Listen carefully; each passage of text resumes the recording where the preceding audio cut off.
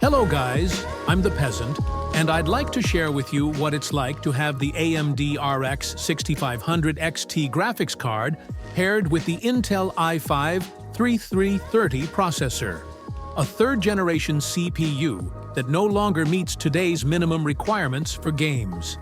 It's essential to note that the RX 6500 XT card doesn't support encoding, so the only way to record gameplay is through the processor, resulting in significant frame drops.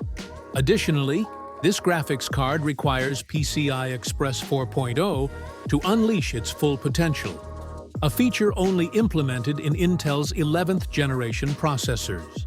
With no further ado, let's check it out some numbers.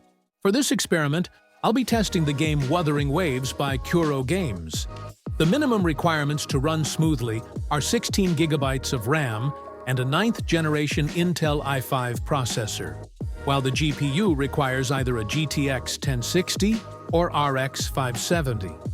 So just by that, regarding our third generation CPU, it's impossible to maintain a stable frame rate, and the 1% low and 0.1% low are ridiculously unpleasant. Even with the game graphics set to the minimum, will not show any improvement. The age of the CPU and its limitations shows us how these LGA 1155 processors no longer meet the standard requirements for gaming. That's because many new games feature expansive open worlds and demand significant processing power to keep up. Additionally, the limited megahertz of DDR3 RAM also contributes to the low performance. In this test, I set the graphics to the lowest possible settings, attempting to improve the frame rate. The game resolution was 1080p, and I believe that even if I changed the resolution, the result would remain the same. Notice that the CPU usage stays at 100% almost all the time, causing huge frame drops. While recording the screen and playing the game simultaneously certainly contributes to that, even when I'm not recording, the CPU usage remains between 95% and 100%. With this in mind, it's evident that the setup faces a significant bottleneck.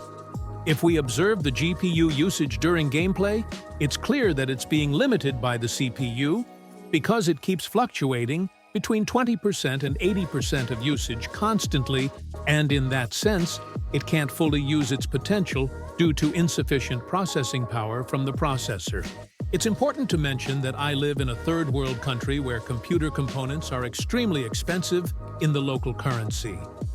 This makes it very challenging for an average citizen to afford modern hardware. However, my passion for games and the desire to experience them drives me to do my best to make modern games work on my setup. With that in mind, I'd appreciate any tips you can provide to enhance my gaming experience. That being said, I would like to thank you for watching up to this point.